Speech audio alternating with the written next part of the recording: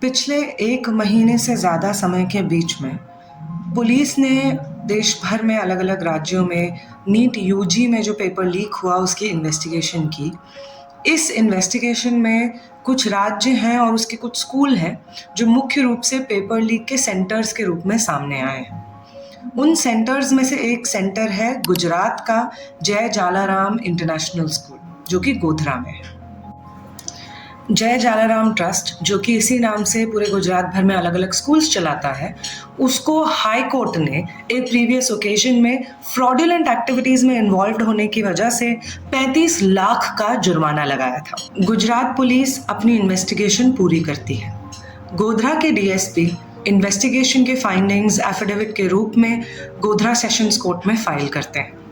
वो अपने एफिडेविट में बताते हैं कि कैसे स्टूडेंट्स से जो देश भर से अपीयर कर रहे थे उनसे कहा गया था कि अपने प्रेफर्ड एग्जाम सेंटर में जय Jalaram international school Gujarati medium वो भरें। उनसे कहा गया कि आप जिन सवालों के बारे में श्योर हैं कि आप आंसर जानते हैं उन्हीं को अटेम्प्ट करिए और बाकी क्वेश्चंस आप खाली छोड़ दीजिए। उनको फिर बाद में सेंटर में बैठा हुआ गिरोह भर करके जमा करता। स्टूडेंट से 10 लाख तक मांगा गया और कुछ स्टूडेंट से ब्लैंक चेक पे साइन करवाया गया, क्योंकि जो अमाउंट उस ब्लैंक चेक पे जाएगी वो इस पे डिपेंड करेगा कि रिजल्ट्स आने के बाद स्टूडेंट को कौन सी यूनिवर्सिटी मिलती है। जाहिर सी बात है कि ये सवाल तो मन में उठता है कि नीट जैसा नेशनल लेवल का ज़रूरी एग्ज़ाम करवाने की जिम्मेदारी एक ऐसे ट्रस्ट को क्यों दी गई जो फ्रॉडुलेंट एक्टिविटीज़ में इन्वॉल्व होने की वजह से पहले ही हाई कोर्ट को फाइन भर चुका है। क्या इस तरीके के एग्ज़ाम करवाने की जिम्मेदारी ऐसी संस्था को नहीं देनी चाहिए जिसका रिस्पॉन्सिबल होने का रिकॉर्ड है, ना कि फ्रॉडुलेंट एक्टिविटीज़ में इन्वॉल्व रहने का? जब हम इस पूरे केस में गहराई में जाते हैं, हम देखते हैं कि कौन वो लोग हैं, कौन आरोपी हैं जिनका नाम पुलिस इन्वेस्टिगेशन में सामने आया है, तो हमें समझ में आता है कि क्यों ज़रूरी था कि एनटीए इसी संस्था में, इसी ट्रस्ट के अलग अलग स्कूलों में अपना नीट यूजी का एग्ज़ाम करवाए। और वो रीजंस ये हैं। जो 3 मुख्य आरोपियों का नाम गुजरात पुलिस की इन्वेस्टिगेशन में सामने आया है, उनमें से पहले व्यक्ति हैं इस स्कूल के प्रिंसिपल पुरुषोत्तम महावीर प्रसाद और दूसरे व्यक्ति हैं बीजेपी माइनॉरिटी मोर्चा के वाइस प्रेसिडेंट आरिफ वोरा।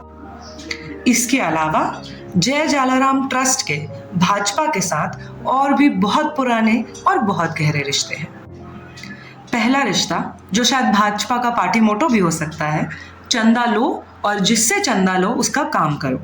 जय जालाराम ट्रस्ट एक बहुत लंबे समय से भाजपा को चंदा देता रहा है।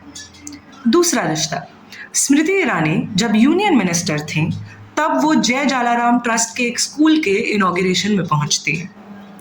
तीसरा रिश्ता, नरेंद्र मोदी, स्वयं प्रधानमंत्री नरेंद्र मोदी जय जालाराम ट्रस्ट के एक इवेंट में पहुंचते हैं जहां पे उनको ट्रस्ट के चेयरमैन एक चेक सौंपते हैं।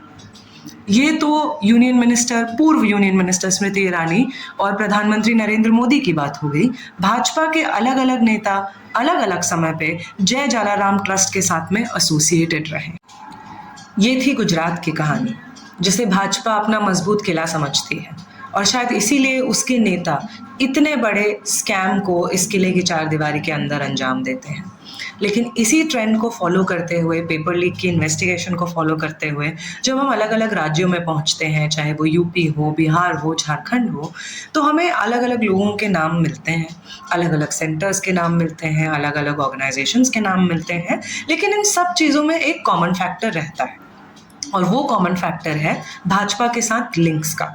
जहाँ जहाँ भ्रष्टाचार की इन्वेस्टिगेशन में पुख्ता सबूत मिलते हैं, वहाँ वहाँ भाजपा के साथ अक्यूज्ड का पुख्ता लिंक मिलता है।